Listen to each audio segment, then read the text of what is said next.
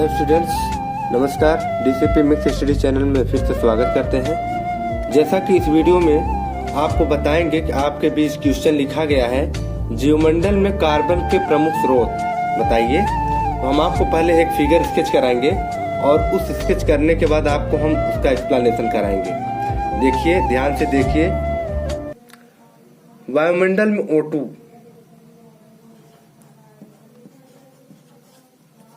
वायुमंडल में O2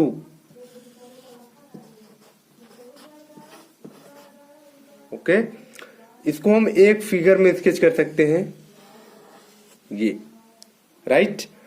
वायुमंडल में O2 को अगर हम संवर्धन की प्रकृति की बात करें तो ये दो प्रकार से बांटा जा सकता है। जैसे प्रकाश संश्लेषण फर्स्ट वर्जन में आ सकता है,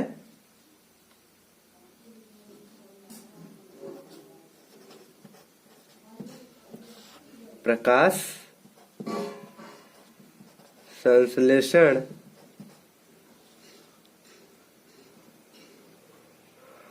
और इस प्रकार की बात करें तो श्वसन तथा अपघटन, श्वसन तथा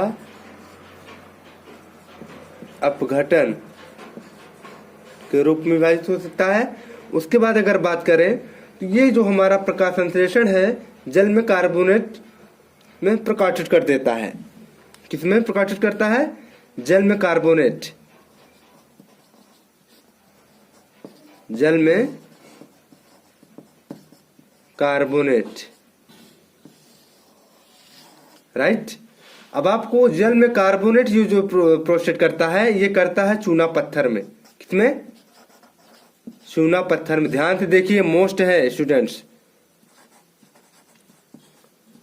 चूना पत्थर में, राइट।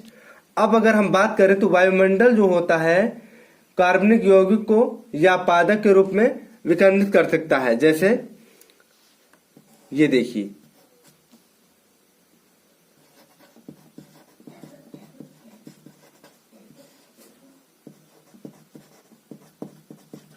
कार्बनिक यौगिक या इसे हम पादक भी कह सकते हैं, राइट।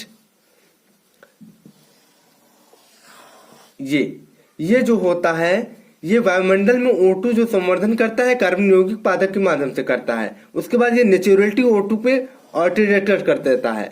उसके बाद जो मेरा आता है क्या, इसी से मेरा 3 प्रकार का पॉइंटेशन बन जाता है। जैसे फर्स्ट वर्जन में आता है कोयला,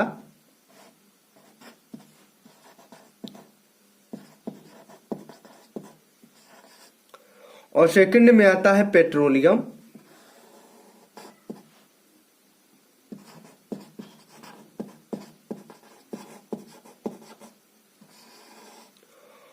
और थर्ड में आता है ये जो हमारा ये श्वसन तथा अपघटन है।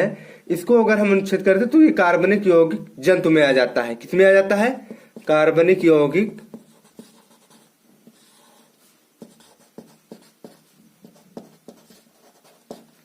जंतु में आ जाता है जी, राइट। उसके बाद ये जो हमारा कार्बनिक यौगिक जंतु है, इस पेट्रोलियम को भी कॉन्स्टिट्यूट कर देता है ये। उसके बाद ये जो हमारा फिगर बन गया, ये 3 प्रकार के उत्सर्जन में कार्बनिक होता है। जैसे ये कार्बनिक यौगिक मेरा पादक में आता है तो कार्बनिक यौगिक जंतु में भी कन्वर्ट कर देता है। उसके बाद ये कार्बनिक यौगिक मेरा जो जंतु है, ये पेट्रोलियम को संवर्धन करता है, और ये जो मेरा कार्बनिक यौगिक पादक है, ये कोयला को भी संवर्धन कॉन्स्टिट्यूट कर देता है। ठीक है, आपके बीच मैंने फिगर स्केच कराया, ध्यान से आप फिर से फोकस करें। मैंने क्या क्या कैसे बताया, स्केच किया है। जीवमंडल में कार्बन के प्रमुख स्रोत बताइए, या इसको ये क्वेश्चन पूछ सकता है कौन कौन से हैं। आपको मैं फिगर स्केच कर दिया हूं, अब आप ध्यान से समझे। वायुमंडल में जो O2 का संवर्धन होता है 2 माध्यमों द्वारा होता है। जैसे प्रकाश संश्लेषण, श्वसन तथा अपघटन के माध्यम द्वारा। ये जो प्रकाश संश्लेषण होता है, ये जल में कार्बोनेट करके चूना पत्थर में कार्बोनेट कर देता है। उसके बाद ये जो मेरा श्वसन तथा अपघटन ही, अब ये श्वसन तथा अपघटन की क्रिया कार्बनिक यौगिक तथा जंतु में कन्वर्ट कर देता है। उसके बाद फिर ये कार्बन यौगिक जो जंतु है ये मेरा पेट्रोलियम में कन्वर्टेड कर देता है। राइट।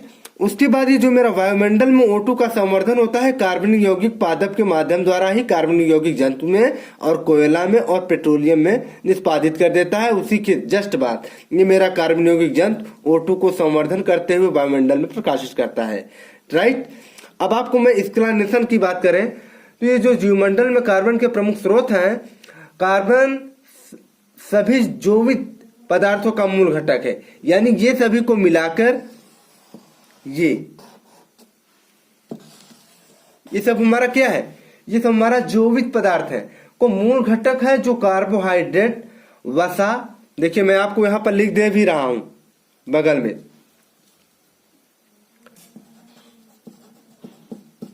कार्बोहाइड्रेट, वसा, प्रोटीन,